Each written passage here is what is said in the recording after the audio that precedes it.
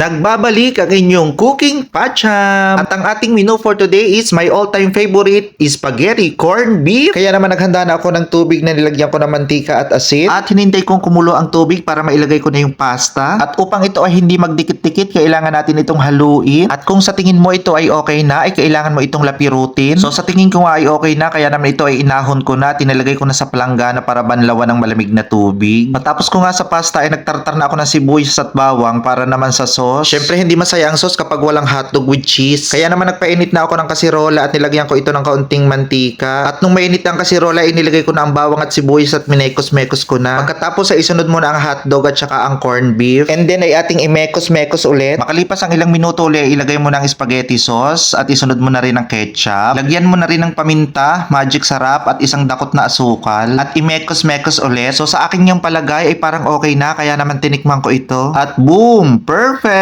So ilagay na natin si pasta sa malaking lalagyan at paghiwa-hiwalayin. Ibuhos ng bahagya ang ating pinagpawisan at pinaghirapang sauce. At kagaya pa din ng laging kaugalian, imekos-mekos natin ang mabuti. So this time ay wala na nga ako nakikitang maputing pasta at parang nahalo na yata lahat sa sauce. Kaya naman ito na ang oras ng panghuhusga sa nasabing pacham spaghetti corned beef. Kaya naman ang hatol ko, pasok sa panlasa. Follow for more!